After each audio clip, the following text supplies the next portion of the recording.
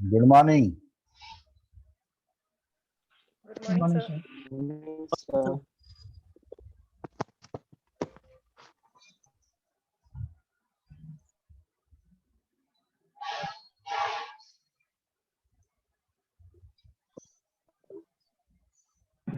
Good morning sir.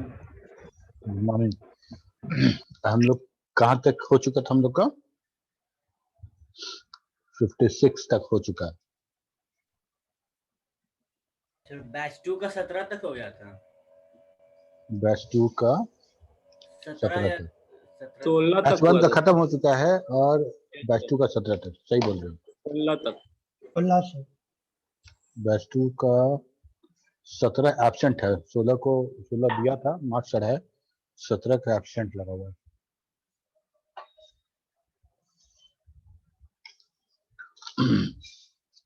तो total कहाँ तक है बैच 2 में? Roll number 56। 56।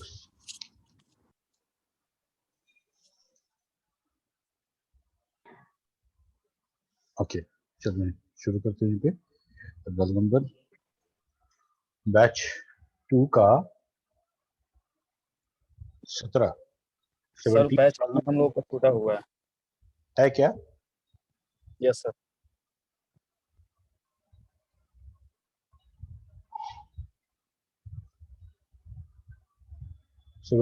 Batch 2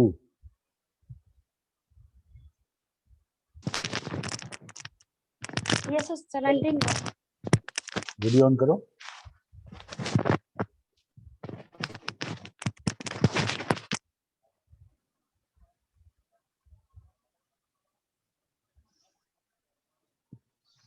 okay, Swati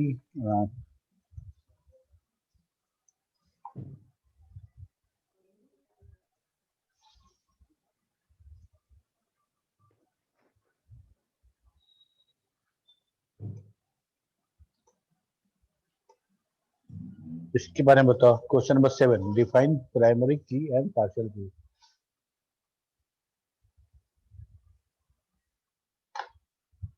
primary की एंड पार्शियल की। पार्शियल की।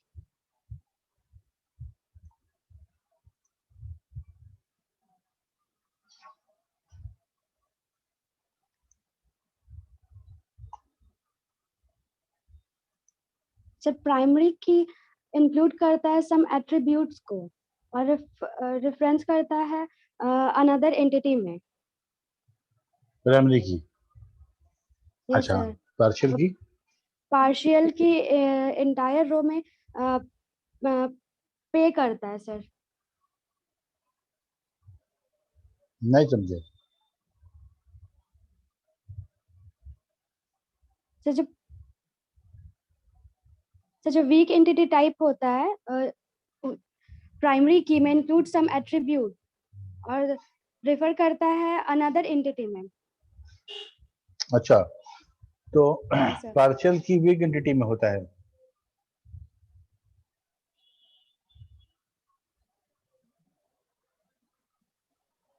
देख के मत Yes, बोलो, sir. तो अपने मन से बोलो, जो तुम जानती हो वही बोलो।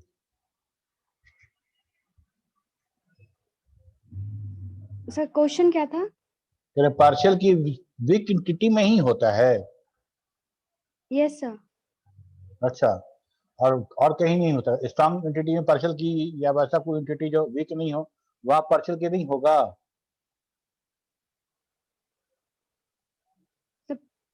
पार्शियल की पार्ट ऑफ की होता है सर।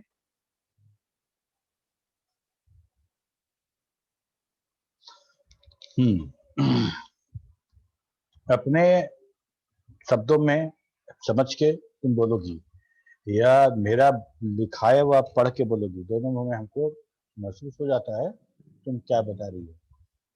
ठीक है, तो क्योंकि हम लोग ऑनलाइन में हैं और यहाँ पे तो कुछ ना कुछ तो लिमिटेशन है ही है, तो हमको बहुत कुछ आपकी ईमानदारी पे छोड़ना पड़ेगा, यस सर।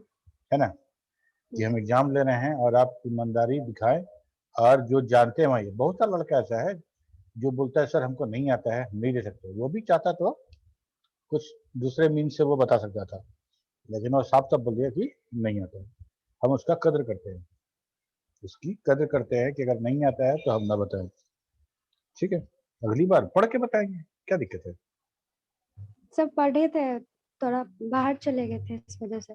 तो अगर मान लो मैसेज हम किए। प्राइमरी के पार्शियल की है, तो Yes, अब sir. ये बताओ कि जब हम पार्शियल की जो बनेगा उस एंटिटी को स्ट्रॉन्ग एंटिटी में कैसे बन देंगे।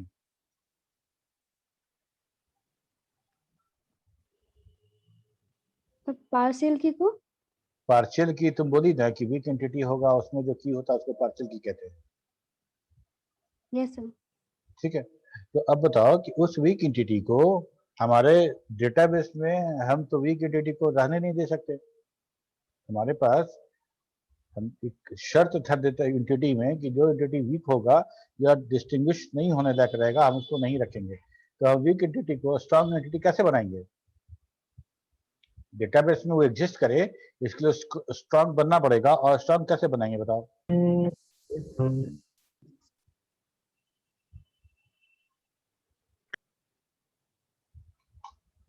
तो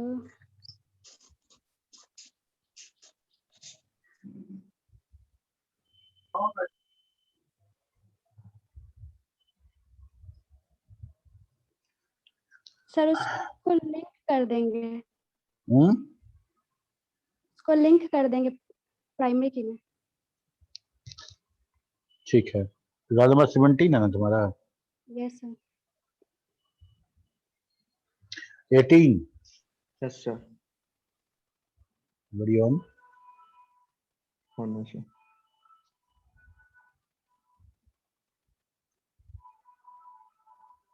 शुभम।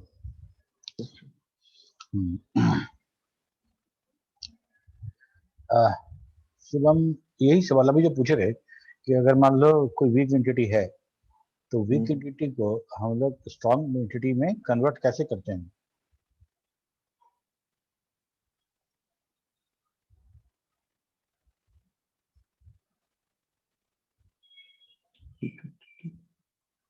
ये सवाल नहीं समझ पता। में आया। No sir. वीक एंटिटी, ठीक है, पार्शियल की वाला जैसा अभी स्वाति बता रही थी, उसके अनुसार अगर हम उस वीक एंटिटी को अगर हम स्ट्रॉन्ग एंटिटी में बदलना चाहें तो कैसे बदलेंगे।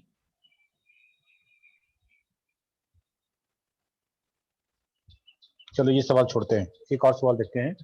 वीक एंटिटी और स्ट्रॉन्ग एंटिटी, एक और टर्म हम लोगों ने पढ़ा था, total participation and partial participation, इसको एक्सप्लेन करो।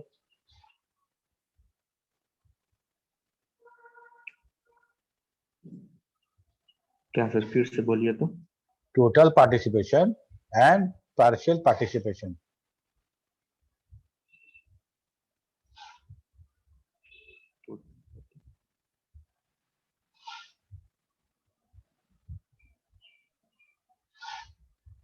Sir weak entity sir partial और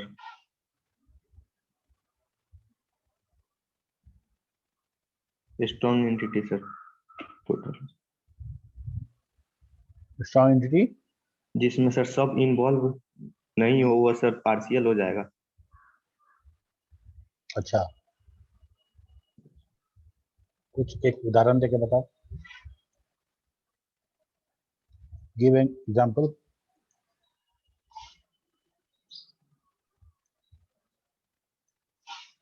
सर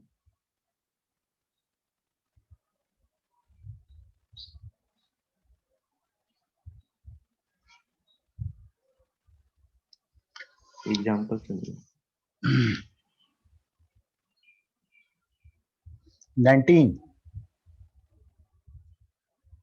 20 19 सर 19। हाँ Subodh yes sir.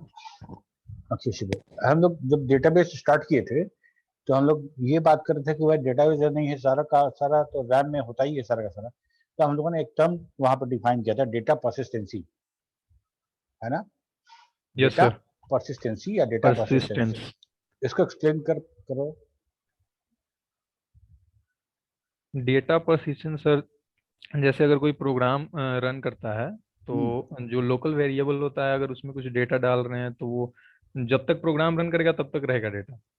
After the programme वो डिस्ट्रॉय हो जाता है।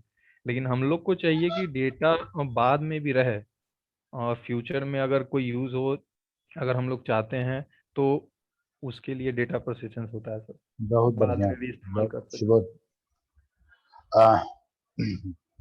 आई am very happy with your reply.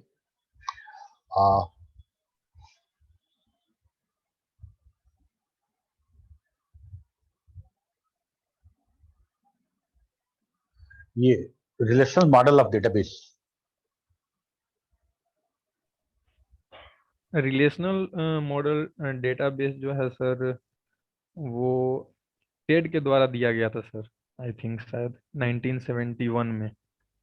और ये मैथमेटिकल जो रिलेशन है वो उस पे बेस्ड है सर।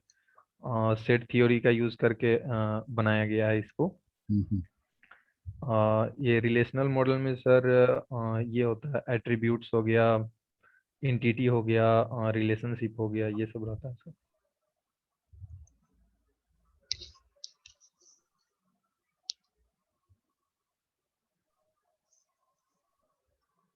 ठीक है। Roll number 20, 21, 22, 23, 24, 25, 26, 27,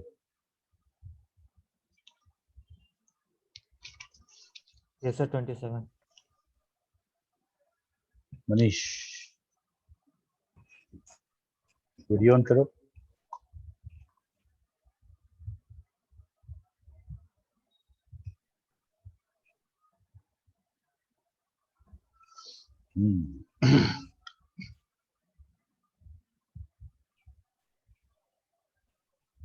hierarchical data model,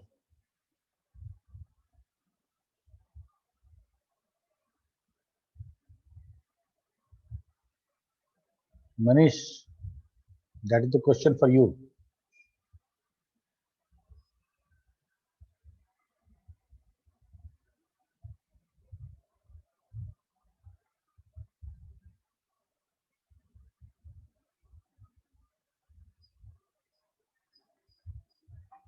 Manish सुन पा रहे हो?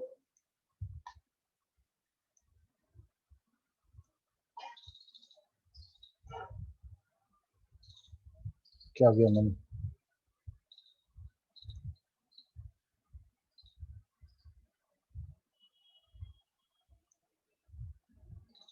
Manish, are you there?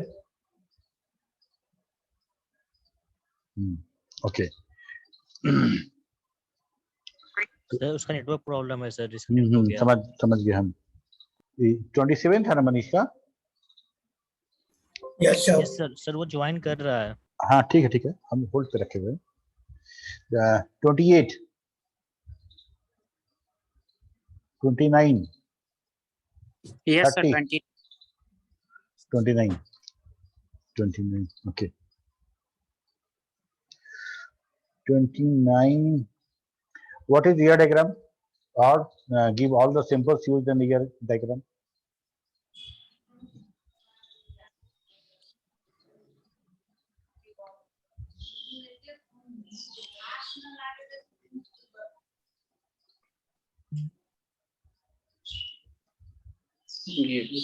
ER diagram.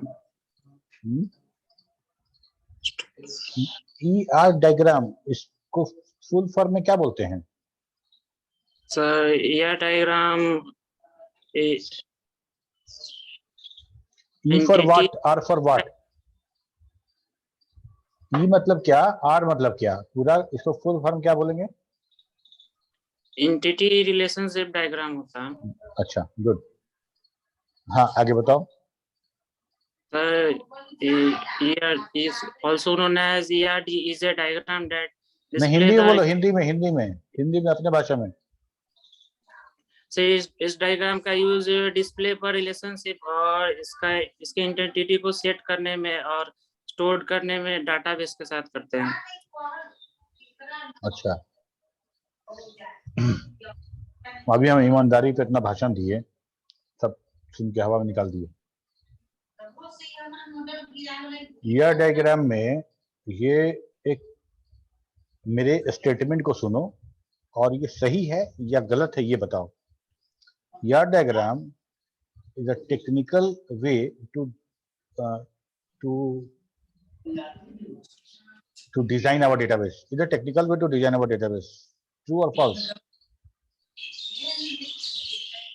So technical way to design with the data.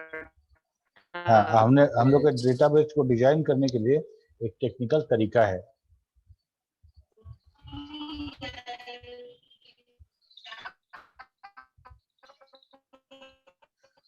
अच्छा, वो छोड़ दो।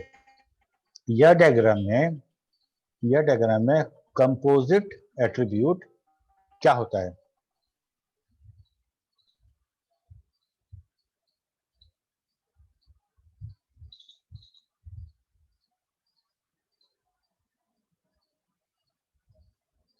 नहीं आइडिया।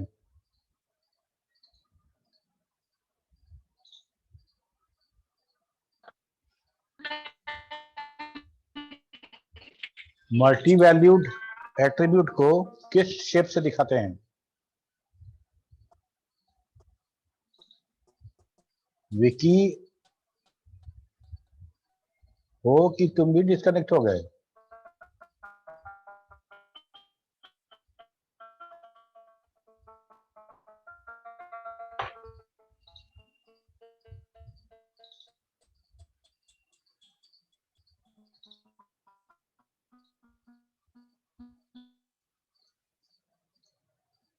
लगता है विकी भी डिस्कनेक्ट हो गया।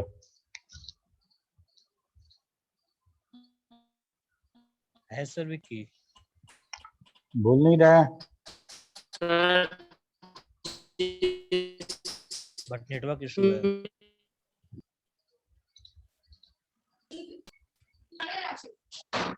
हाँ, बोलो। हेलो। हाँ, अब आ रही है आवाज तुम्हारी, बताओ। यस सर, क्या सवाल था कि कंपोजिट एट्रीब्यूट किसको कहते हैं?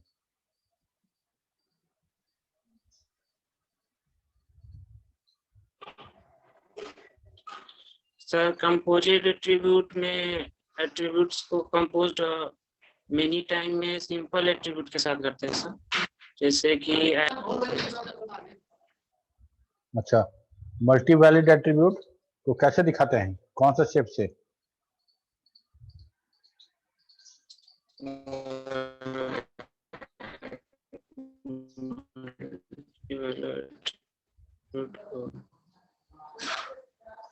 एंटिटी सेट से सर।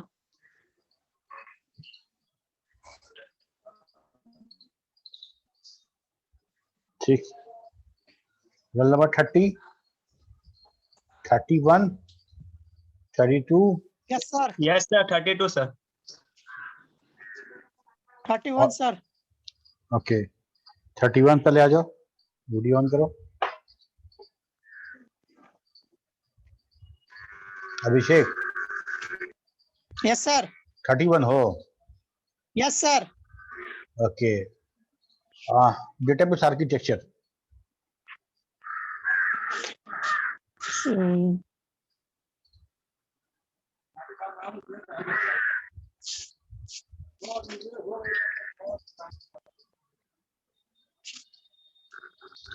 No idea sir. अच्छा, how a 3-tier architecture is different from 2-tier architecture?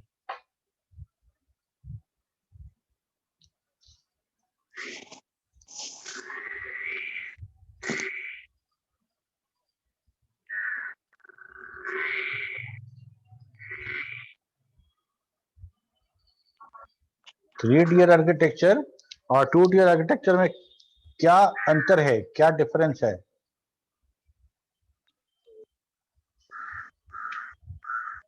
No idea. No sir. अच्छा, 2 tier आर्किटेक्चर कहते किसको हैं?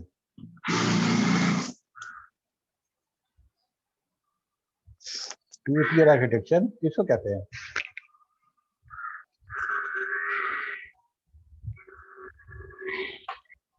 सर नहीं याद है। ठीक है। कितना रोल नंबर तुम्हारा? 31। अपने नाम के आगे बैच और रोल नंबर आईडी सब लगाओ। ओके सर, लगा लेते हैं। 31। ओके, 27 लॉग इन करके हो मनीष? यस सर, वो यस सर, लैपटॉप बंद पड़ गया था। अभी देखिए आया है, ज्वाइन किया है। Hello, yes sir. हाँ, वीडियो ऑन करो। Okay sir.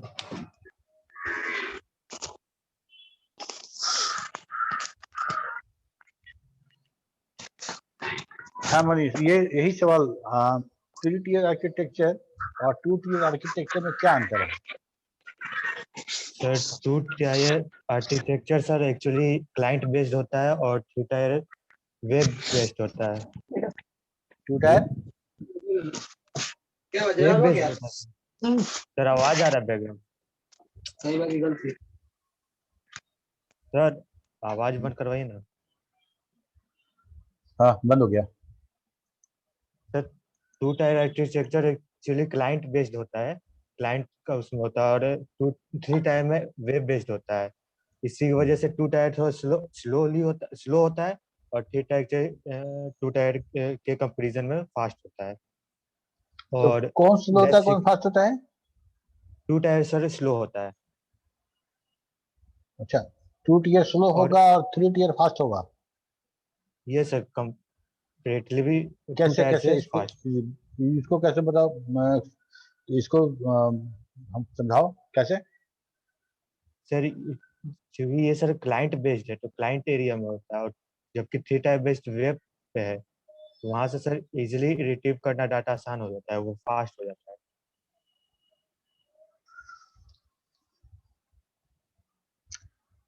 अ, और सिक्योर भी जब हम ज्यादा लोग होता है। ये जब हम लोग का खत्म हो जाएगा, क्या कहते हैं, मार्क्यू, इस टॉपिक को तुम उठाना, ठीक है? Yes sir. कि ऐसा सवाल था, ये था कि 3 tier जो होता है वो फास्ट होता है, 2 tier स्लो होता है। इस पे कुछ बोलना था हमको, कुछ बात करें इसके बारे में डिटेल। ओके, तो 27 सिक्योरिटी भी होता है सर। 27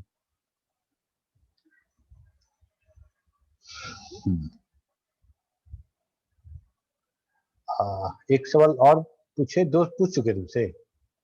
नो सर, एक ही पूछ। ओके, एट्रीब्यूट्स के बारे में बताओ।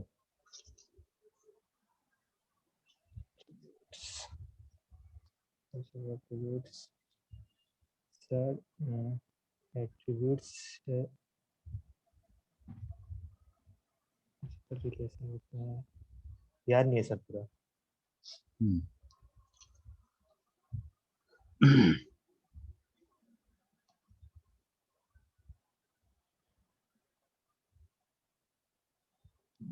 ठीक है। उसके बाद 32। Yes sir.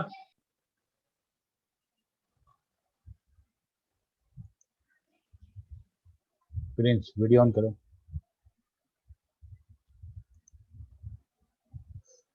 प्रिंस, ये वाला सवाल, question number 20।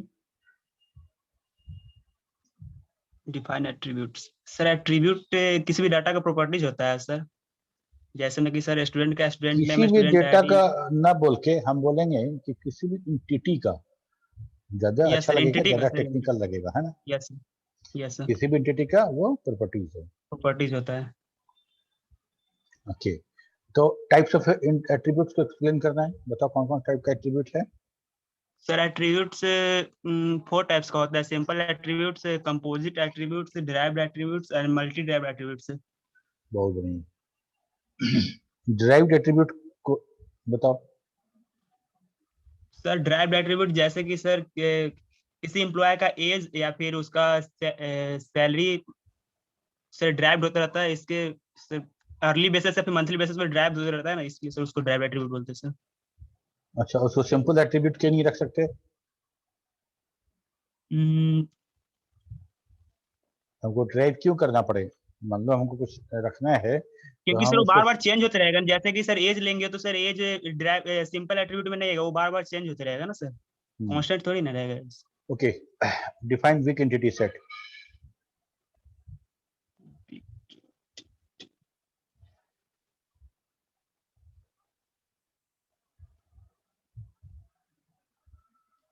Week entity sir double shape से सर इसको रिप्रेजेंट किया जाता है, जैसे कि सर डबल लाइन से सर वीक एंटिटी सेट को रिप्रेजेंट किया जाता है, या फिर डबल रेक्टेंगल शेप से सर इसको रिप्रेजेंट किया जाता है। डबल रेक्टेंगल से? Yes sir. अच्छा, ये तो ठीक है, लेकिन वीक एंटिटी सेट को हम डिफाइन कैसे करेंगे? मतलब एग्जाम में आएगा तो कुछ लिखोगे ना? नहीं सर, उसमें और लिखेंगे सर।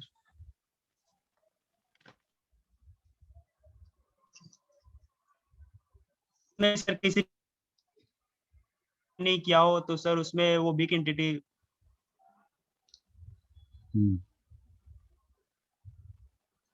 ठीक है। 33, 34, yes sir 34, 34 yes sir. Video on करो। सिद्धार्थ, हाँ सिद्धार्थ, ER डायग्राम क्या है और कौन कौन से सिंबल यूज करते हैं हम लोग किस किस काम के लिए? सर इसका एट्रीब्यूट भी बताना है। और सिंबल, क्वेश्चन देखो ना, question number 19, what is ER diagram? Give all symbols used in ER diagram. Sir ER diagram को हम लोग एंटिटी, थोड़ा सा माइक नजदीक करके बोलो। ER डायग्राम को एंटिटी रिलेशनशिप डायग्राम कहा जाता है। यस। ये सर एक रिलेशनशिप हम लोग को ये डिस्प्ले करता है, जो कि एंटिटी सेट और जो एंटिटी सेट है जो डाटाबेस में स्टोर रहता है उसके लिए। और ये actually ER diagram logical structure को एक्सप्लेन करता है, जो डाटाबेस के लॉजिकल स्ट्रक्चर को। अच्छा। और सर ये जो है इसके 3 कॉन्सेप्ट्स हैं, पहला एंटिटीज, दूसरा एट्रीब्यूट्स और तीसरा इसका रिलेशनशिप। कौन कौन सा सिंबल यूज करते हैं? सर सिंबल के बारे में कंफर्म नहीं है। जितना जानते हो उतना बोलो। सर इसका एट्रीब्यूट्स के बारे में बताइए। Attributes composite, multi valued, derived and की एट्रीब्यूट। ओके, रिलेशनल मॉडल के बारे में थोड़ा सा बता दो हमको। सर रिलेशनल मॉडल नहीं पता सर, कंफर्म नहीं है।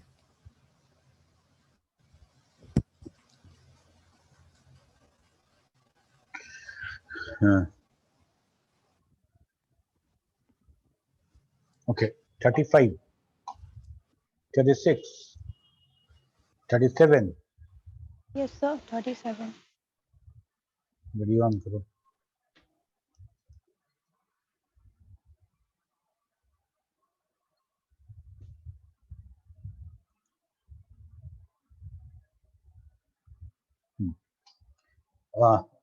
रिलेशनल मॉडल सपना।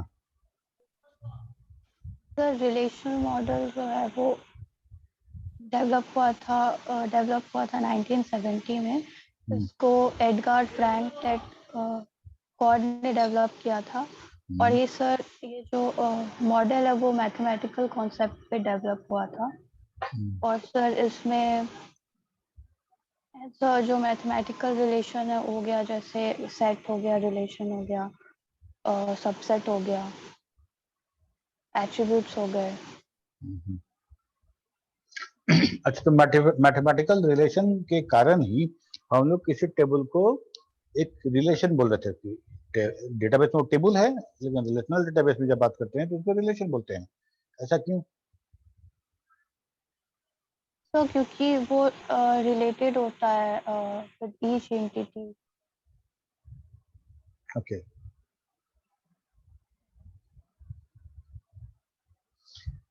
कुछ डीबी में सॉफ्टवेयर के नाम बताओ। Sir MS Access, MS Access, और बताओ।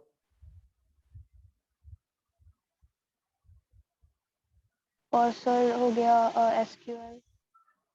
एसक्यूएल तो नहीं सर, स्ट्रक्चर वो क्यूरी लैंग्वेज है, रिलेशनल वो है। तो एक तरीका है ना डेटा एक्सेस करने का। सर बस एमएस एक्सेस पता है। हाँ? नहीं सुन पाए, क्या बोली? सर बस एमएस एक्सेस पता है। एमएस एक्सेस सी पता है। हम्म,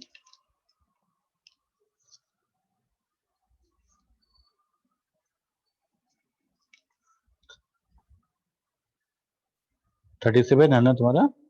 yes sir. 38, 39, 40, sir 41। 41। Aman video on करो। यस सर, जा रहा है वीडियो। आ रहा है। कुछ डीबी में सॉफ्टवेयर के नाम बताओ। एक सवाल का डीबीएमएस। एक सवाल का 5 नंबर है, ठीक है? 2 सवाल पूछना है, और इस सवाल में जितना ठीक है डीबी सर। में तुम नाम बताओगे उतना ही नंबर मिलेगा तुमको। सर ओरेकल, ओरेकल हो गया, फॉक्स प्रो हो गया, और कितना बताना है सर? 5 नंबर का सवाल है, 5 से ज्यादा तो देंगे नहीं। ठीक है सर, माइक्रोसॉफ्ट एसक्यूएल हो गया, ओरेकल हो गया, और ओरेकल हो गया, माइक्रोसॉफ्ट एसक्यूएल सर्वर हो गया, और माई एसक्यूएल हो गया। My SQL. Yes sir. एक फॉक्स प्रो भी बोले थे। क्या? हाँ हाँ, फॉक्स प्रो तो स्टार्टिंग में ही बोले सर। हाँ, फॉक्स 4 प्रो हो गया। बताते हैं, FoxPro, Oracle, Microsoft SQL, MySQL और आईबीएम। 5 हुआ ना सर? चलो, आईबीएम तो कंपनी का था। आईबीएम का जो सॉफ्टवेयर था, डेटाबेस सॉफ्टवेयर, वो आईबीएम नाम से नहीं था, DB2 नाम से था। सर DB2 सर, वहाँ पे हो तो रहा है ना? Quality of information. Yes sir. हमको डेटाबेस में डेटा स्टोर करते हैं, प्रोसेस करके हमको इंफॉर्मेशन मिलता है, तो हमको कैसा इंफॉर्मेशन चाहिए, what type of quality we need of the information.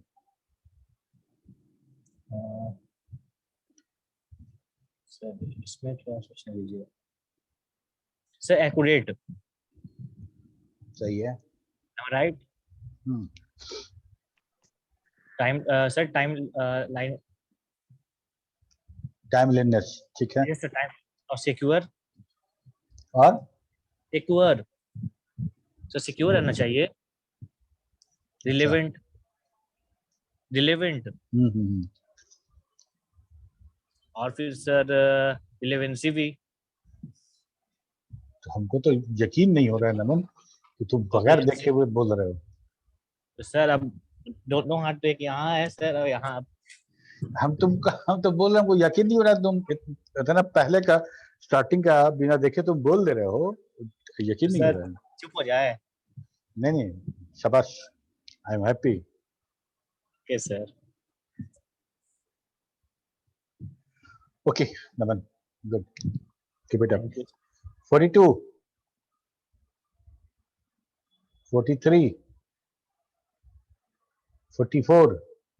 43 है। वीडियो ऑन कर। 43, 42 एब्सेंट। आनंद कुमार। अच्छा, हम लोग डेटाबेस में जब फाइल मैनेजमेंट सिस्टम पढ़ रहे थे, तो उसमें हम लोग देखे थे कि अगर 2 प्रोसेस एक साथ आए, कंकरेंटली यूज हो, तो कुछ प्रॉब्लम होता था जिसको हम लोग बोलते थे कंकरेंट एक्सेस एनोमलीज। बता सकते हो? सर जैसे कि एक साथ दो राइट ऑपरेशन नहीं कर सकते हैं, मतलब उसी टाइप का कोई एरर हो जाएगा, जैसे कि एक साथ हम लोग एक फाइल को दो जगह नहीं खोल सकते हैं। तो तो हम मान लो कि हम फाइल मैनेजमेंट सिस्टम में दो यस सर। ट्रांजेक्शन कंकरेंटली आएगा तब क्या होगा? सर तो वहाँ पे एटोमिसिटी प्रॉब्लम होगा, मतलब कि हम लोग रोल बैक नहीं कर सकते। अगर बीच में एक प्रोसेस हम लोग का मतलब डाउन हुआ तो फिर वहाँ पे एरर हो डाउन की जाएगा। बात नहीं ना कर, डाउन की बात नहीं कर रहे हैं हम लोग। दो प्रोसेस एक साथ एग्जीक्यूट करने हैं, दो प्रोसेस एक साथ एग्जीक्यूट करना था फाइल मैनेजमेंट सिस्टम में, कंकरेंट ओके सर। एक्सेस। तब क्या प्रॉब्लम हो रहा था? सर वही मतलब कि अगर हम लोग रोल बैक नहीं कर सकते तो वहाँ पे अगर कोई इशू हुआ रोल तो। बैक तो तब ना जब हमारा कोई जो ट्रांजेक्शन है वो बीच में ब्रेक हो जाए, ओके हमारा सर। एग्जीक्यूशन उसका स्टॉप हो जाए, तब रोल बैक की बात होती है ठीक है। ना? हम बीच में रोकने की बात नहीं कर रहे। दो कंकरेंट ट्रांजेक्शन हो रहा है, एक ही समय में मेरे अकाउंट से पैसा भी निकल रहा है एटीएम से और सेम टाइम में हम अपने अकाउंट से ऑनलाइन बाई भी कर रहे हैं, तो मेरे अकाउंट में एक सेम टाइम में दो ट्रांजेक्शन हिट करेगा, और अगर वो डेटाबेस ना हो, फाइल मैनेजमेंट सिस्टम हो, तो क्या होगा? सर तो वहाँ पे पैरेलल एग्जीक्यूशन उतना सही से नहीं हो पाएगा as compare to database. Two tier architecture को एक्सप्लेन करना है। सर इसमें ऐसा होता है कि यूजर इंटरफेस और बिजनेस लॉजिक एक जगह रहेगा और डेटाबेस अलग रहेगा।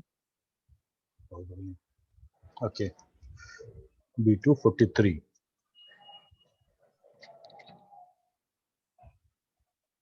44 यस सर। वीडियो ऑन करें।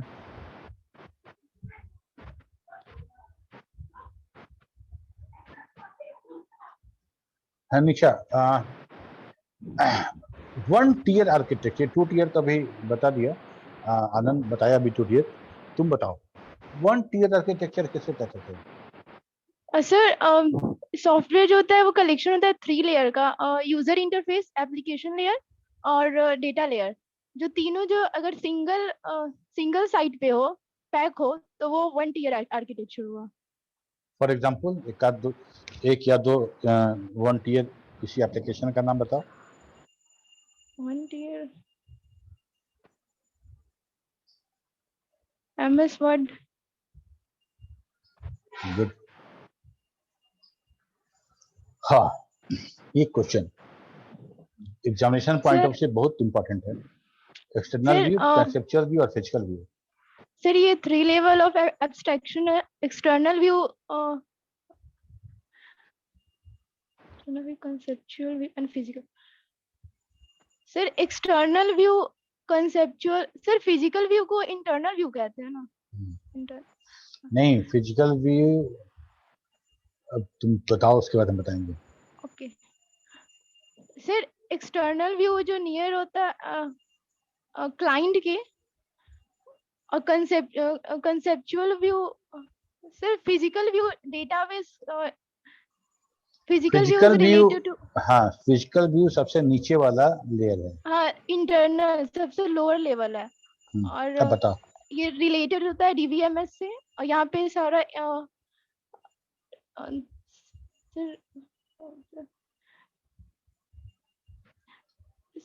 और कंसेप्चुअल व्यू में सर इंफॉर्मेशन को उतना ही दिखाया जाता है जो यूजर देख सके, इसको हाइड किया जाता है कंसेप्चुअल व्यू में। ये सर्वर के नियर होता है, और एक्सटर्नल व्यू यूजर साइड होता है। और यूजर साइड में सर वो इंफॉर्मेशन उतना ही देख सकता है जितना मैंडेटरी हो, जितना जो जरूरी हो, ऐसे हाइड कर दिया जाता है। ठीक है। 45 46। Yes, sir. Present, sir. 45. हाँ 45। हाँ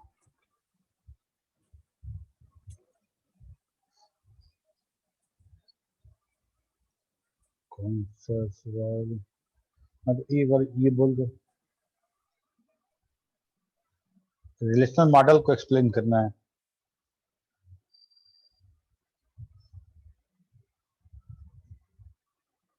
मान्यता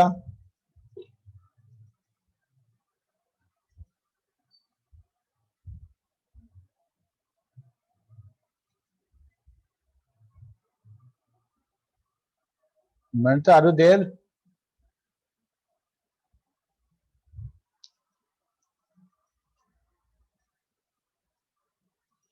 अच्छा 46 47 सर 46 हाँ आ जाओ गोलू। अच्छा डेटा परसिस्टेंसी के बारे में बताओ गोलू। सर डेटा परसिस्टेंसी हाँ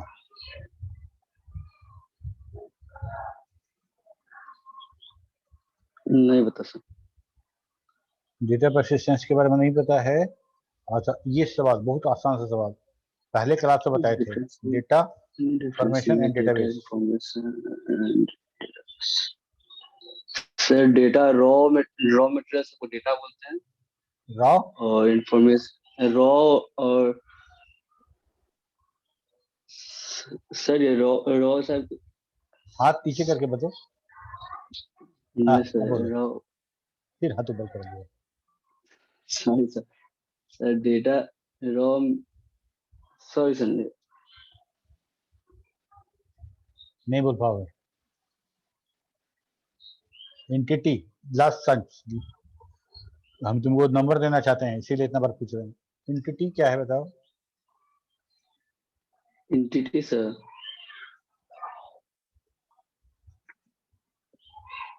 सॉरी सर नहीं पढ़ा।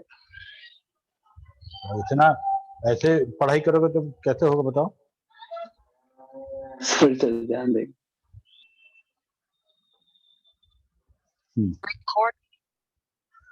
ओके 45 मान्यता आई क्या?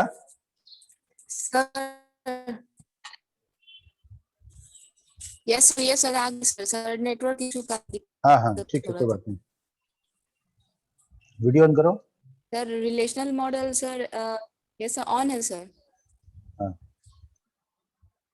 हाँ सर बता। रिलेशनल मॉडल जो है एक्चुअली सर मैथमेटिकल कंसेप्ट पे वो था मैथमेटिकल रिलेशन पे। और सर थ्योरेटिकली देखा जाए तो वो सेट थ्योरी पे है सर। और सर मैथमेटिकल रिलेशन हाँ सर सेट थ्योरी में ये होता है कि उसमें सर सेट सबसेट डोमेन और ये सब का कंसेप्ट यूज हुआ है। और रिलेशनल मॉडल में इसको sir Edgar Frank Ted Codd ने सर दिया था 1970 में इसको। बहुत अच्छा ठीक। ये बता सकती हो कितने तरह का फाइल हम बनाते हैं डेटाबेस में? टाइप्स ऑफ फाइल सिस्टम करना सर नहीं पढ़े हैं इस टॉपिक को हम। Okay centralize and decentralize. Sir centralized में ये होता है कि जो भी हमारा मतलब ये एक सिंगल यूजर सर होता है और सिंगल डेटाबेस इसमें से प्रोवाइडेड होता है। और सर डिसेंट्रलाइज्ड में हम लोग सर डिसेंट्रलाइज्ड में ही सर 3 टीयर्स होते हैं 1 टीयर 2 टीयर 3 टीयर होता है और एक n टीयर होता है सर। ठीक है बहुत बढ़िया। 46 तक हो गया।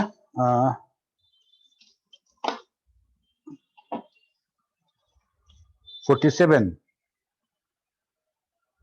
नहीं है सर 48 नहीं है 49 कौन है बताओ। 47 के बाद इस हियरार्की में कौन बच रहा है? सर 54 अच्छा तो 52 तो 52 के पहले सब absent. Yes sir okay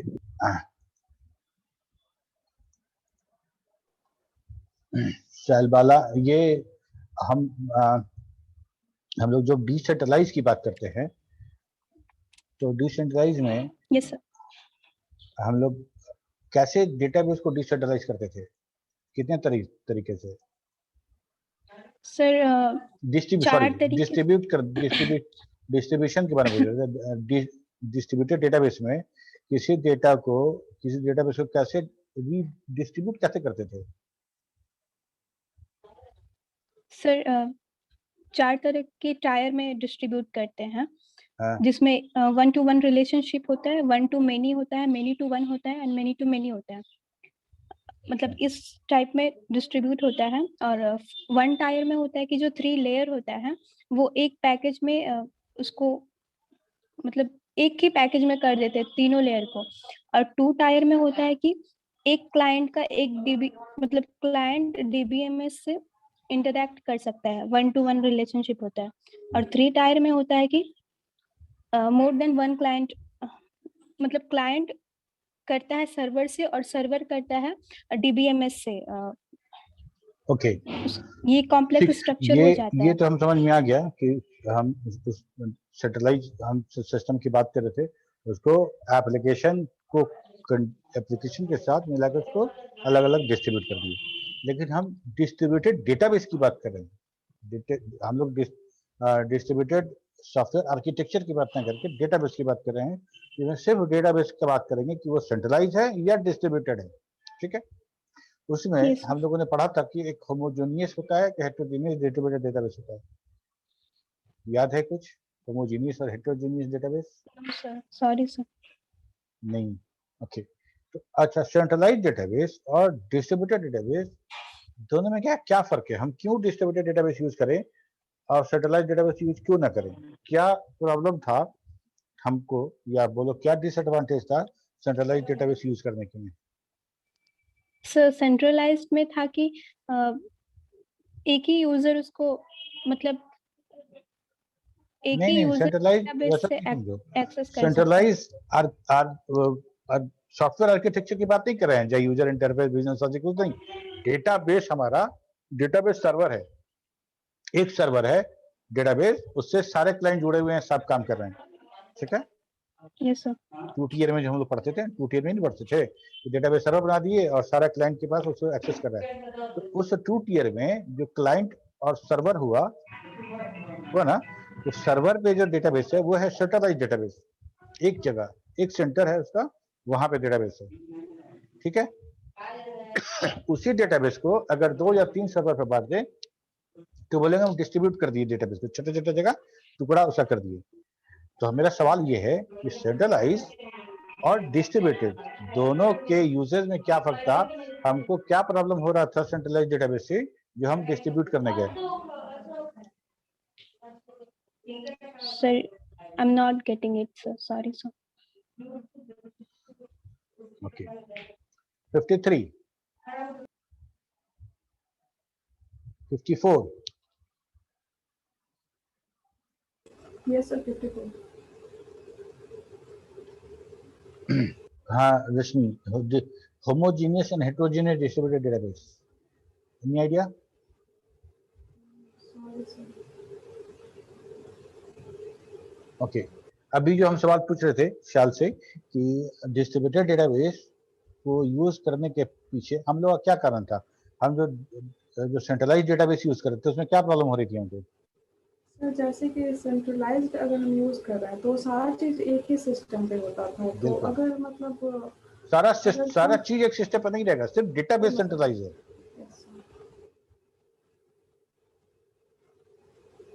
sir तो रहेगा तो एक ही जगह पे, मतलब जो डेटाबेस सारा चीज हम किए हुए हैं। अच्छा, एंटिटी और एंटिटी सेट के बीच में क्या डिफरेंस है?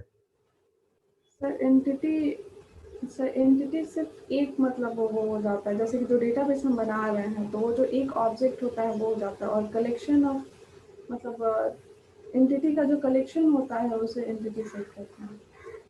ओके, जनरलाइजेशन पढ़े हैं हम लोग ना, जनरलाइजेशन एंड स्पेशलाइजेशन। थोड़ा सा कुछ बताओ इसके बारे में।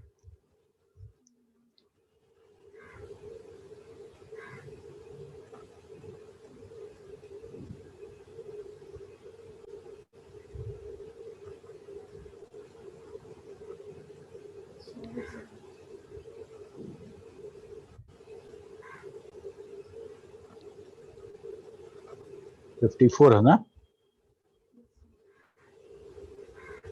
Okay, 55, 56, 55 sir. वीडियो ऑन करके आओ। Yes sir.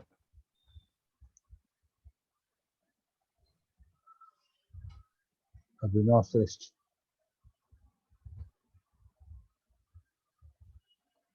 Abhinav, generalization and specialization. Sir generalization जो है वो बॉटम अप अप्रोच है, जो लोअर लेवल एंटिटीज में हायर लेवल एंटिटी को कंबाइन करके, sorry sir, single higher level entity को कंबाइन करके यूज किया जाता है सर। अच्छा, ओके। अभी एक सवाल जो हम पूछ रहे थे कि कंफ्यूजन क्या हो रहा था हम लोग को, कि हम लोग 2 बार पढ़े थे डेटाबेस आर्किटेक्चर।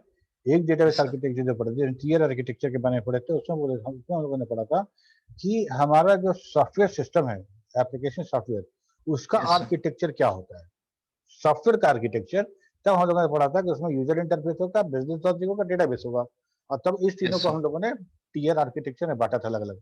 अब इस तीनों को छोड़ दो, हम लोग सिर्फ डेटाबेस की बात कर रहे थे कि डेटाबेस या तो एक सर्वर पे होगा या मल्टीपल सर्वर में होगा, है ना। जैसे डिस्ट्रीब्यूटेड ऑपरेटिंग सिस्टम होता है, वैसे डिस्ट्रीब्यूटेड डेटाबेस की बात किए थे। वहाँ टीयर आर्किटेक्चर नहीं है।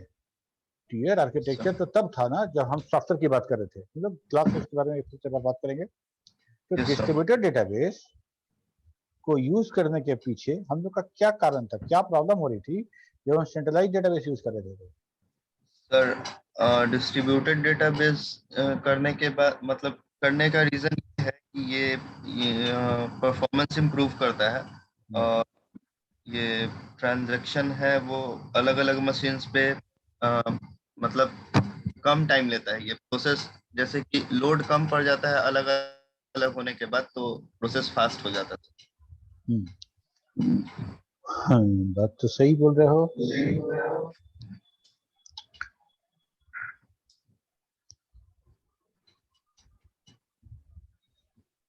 तो हम लोग बोलते हैं ना कि 2 चीज था, एक था अवेलेबिलिटी और दूसरा था बॉटलनेक।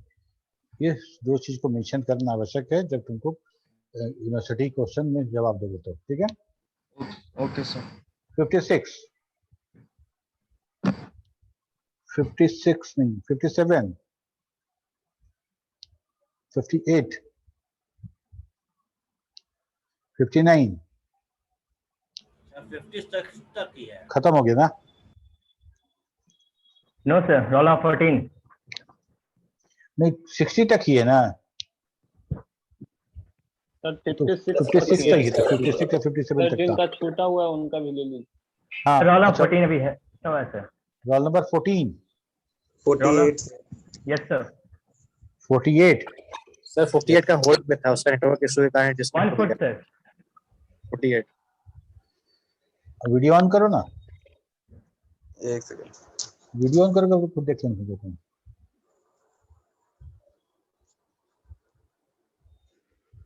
प्रकाश हुआ सर।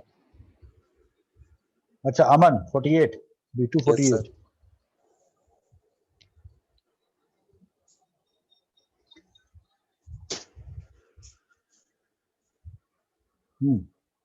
अमन, ये question number 28।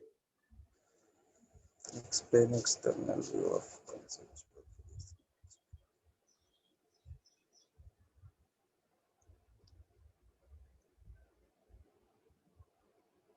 Conceptual view or physical view.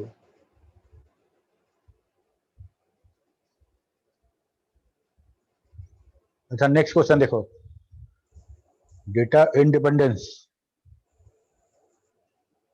Yes sir. Sir data independence का मतलब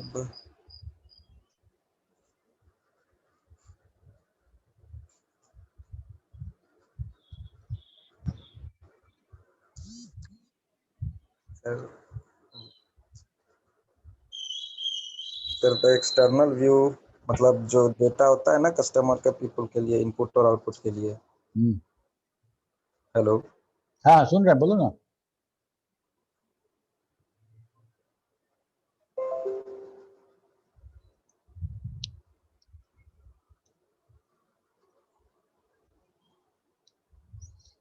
ठीक है, और कौन है 48 के बाद?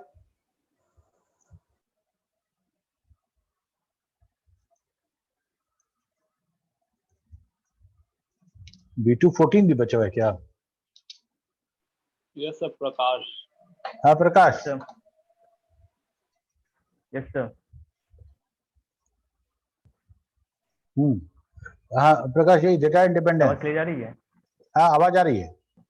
Sir data okay sir, data independence से जो मुझे समझ में आ रहा है, इट्स अबाउट सर्चिंग। डेटाबेस से जो डेटा हम रिट्रीव करते हैं इससे रिलेटेड है। हमारे यहाँ कंसेप्ट है की कंसेप्ट, जिसके माध्यम से हम डेटा को सर्च करते हैं, चाहे सुपर की हो, कैंडिडेट की हो, प्राइमरी की हो, फॉरेन की हो, हाँ, या सोफिस्टिकेटेड की हो। इससे रिलेटेड चीज को सर्च करते हैं और डेटाबेस में डुप्लीकेटिंग इनकंसिस्टेंसी जैसी प्रॉब्लम से बचते हैं डेटाबेस मैनेजमेंट सिस्टम के आने से। डेटा इंडिपेंडेंस से क्लियर है मेरे।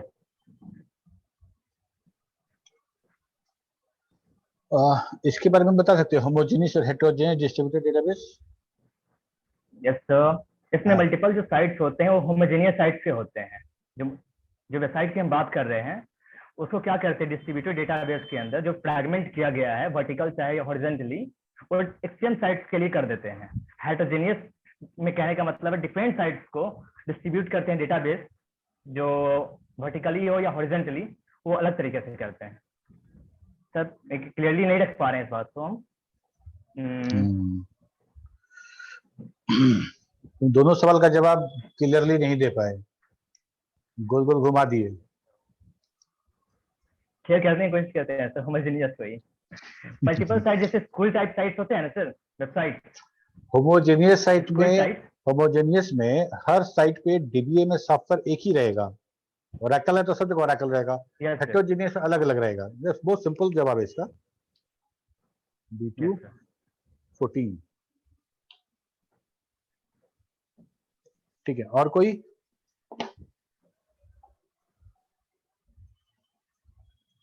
और कोई बचा हुआ है क्या?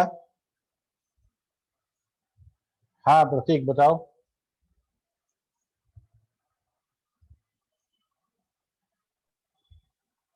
अच्छा प्रतीक, B102। ओके प्रतीक सिंह, ऑन करो वीडियो अपना।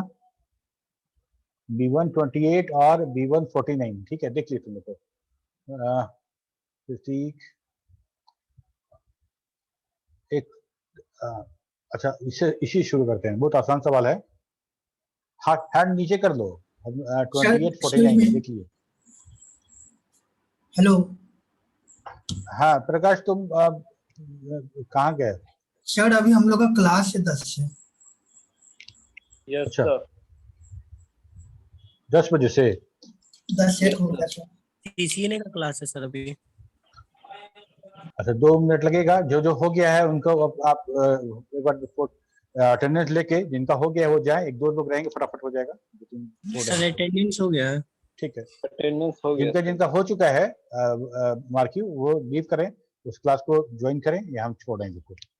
ओके। तो quality of information Prateek,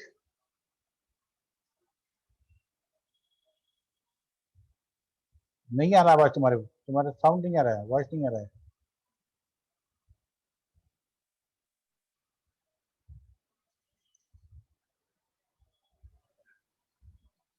hello hello. हो गया, वो लीव कर जाए। हाँ जाओ, दूसरा वाला क्लास ज्वाइन करो, बाकी लोग को हम भेज रहे हैं। हाँ प्रतीक बताओ। आ रही है आवाज? सर 4 टाइप का क्वालिटी होता है। एक एक्यूरेसी, एक कंप्लीटनेस, एक टाइमलीनेस और एक रिलेवेंसी। सर एक्यूरेसी में होता है कि जो डेटा होगा वो एक्यूरेट होना चाहिए, और टाइमलीनेस में होता है कि जिस टाइम पे हम लोग क्वेरी करते हैं उसके विद इन टाइम फ्रेम में ही आना चाहिए। ऐसा नहीं कि क्वेरी कर रहे हैं आज और ठीक है। का रिजल्ट 3 टियर और 2 टियर का डिफरेंस बताओ। सर 3 टियर आर्किटेक्चर में जो सॉफ्टवेयर का 3 कंपोनेंट्स होता है, यूजर इंटरफेस और बिजनेस लॉजिक और डेटाबेस लेयर, वो तीनों अलग अलग जगह होता है। और 2 टियर में सर जो पहला दो लेयर होता है, यूजर इंटरफेस और बिजनेस लॉजिक, वो एक जगह होता है और डेटाबेस लेयर अलग होता है। ठीक है, बहुत बढ़िया। तो पहले क्यों नहीं दे पाए थे जब तुम्हारा टर्म था? सर वो तबीयत खराब था सर। ओके, नेक्स्ट कौन था?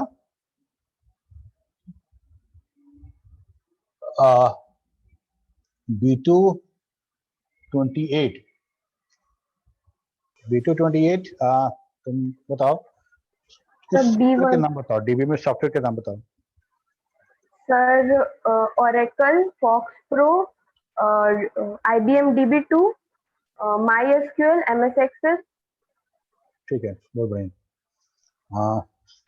डिस्ट्रीब्यूटेड डेटाबेस में डेटा को डिस्ट्रीब्यूट करने के लिए हम लोग कितने तरह से फ्रैगमेंट करते थे? सर 2 तरह से, हॉरिजॉन्टली और वर्टिकली। B128 है ना? Yes, sir. अच्छा, B128।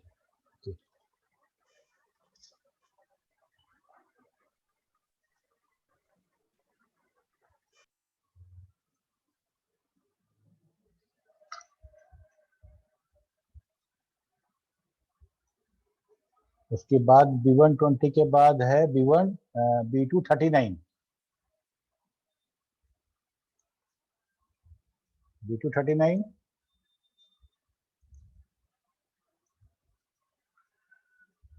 B239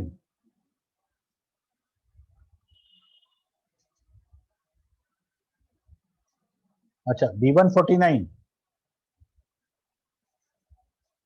B149 yes sir. हाँ, डेटाबेस आर्किटेक्चर के बारे में कौशल।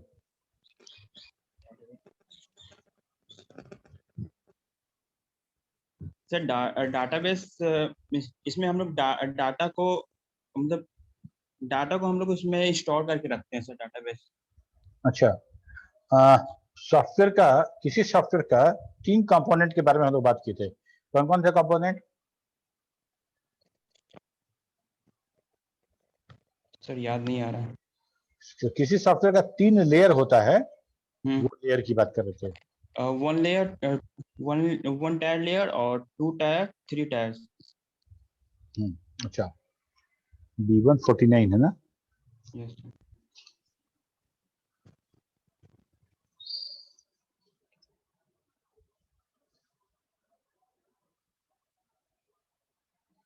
ओके, लीव कर जाओ तुम।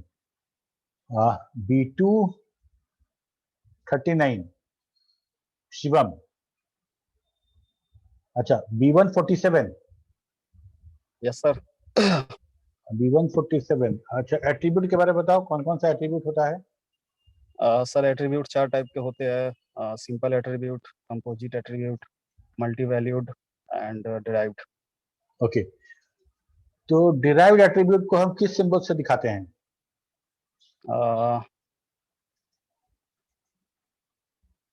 Sir dotted circle. ठीक है, चलो एक तो B147 हो गया, B147।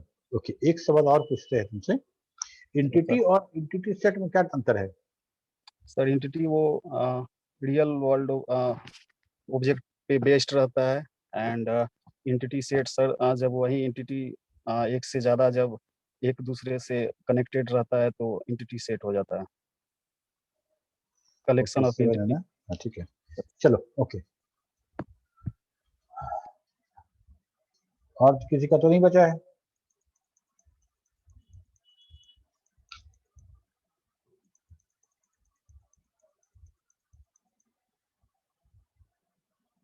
B239 को हम बहुत बार कॉल किए, लगता है नहीं है, स्टॉप करते हैं हम लोग।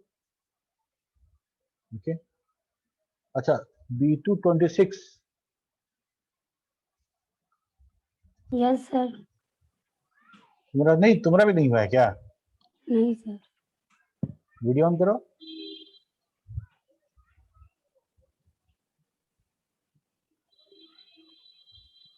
वीडियो ऑन करो।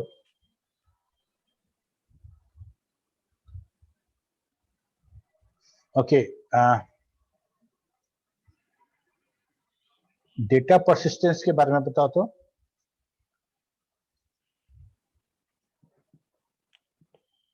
सर ये नहीं मालूम।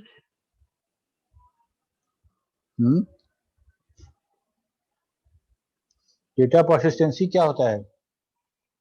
सर ये दूसरा क्वेश्चन। नहीं, सब आवाज आ रहा है। सर ये नहीं मालूम। ये नहीं आता है। ओके, डेटा और इंफॉर्मेशन, क्या डिफरेंस है दोनों में? सर डेटा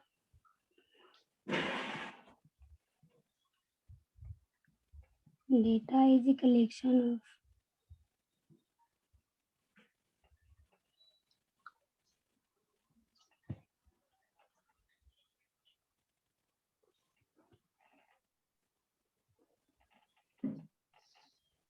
सर बता Okay. रहे हैं सर। B2 का रोल नंबर 2। Yes sir. अच्छा, सीखा। हेट्रोजीनियस और होमोजीनियस डिस्ट्रीब्यूटेड डेटाबेस के बारे में थोड़ा सा बताओ। ठीक है, तुम्हारा वीडियो ऑफ हो गया। Sir yes sir. होमोजीनियस और हेट्रोजीनियस डिस्ट्रीब्यूटेड डेटाबेस नहीं पता। नहीं पता। अच्छा, 1 टीयर और 2 टीयर क्या अंतर है? सर 1 टीयर में जो लेयर रहता है वो साथ में रहता है, और 2 टीयर में सर जो यूजर और डेटाबेस में इंटरेक्शन है। B2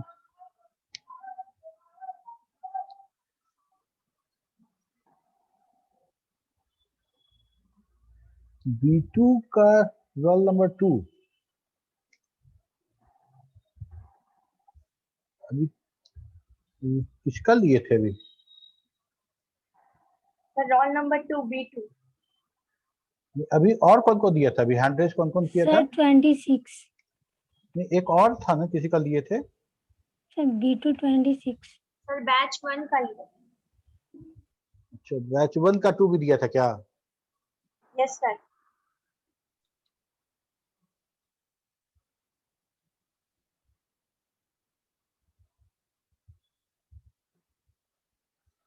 चलो, सबका हो गया, कोई बचा है? चलो अब बंद करते हैं।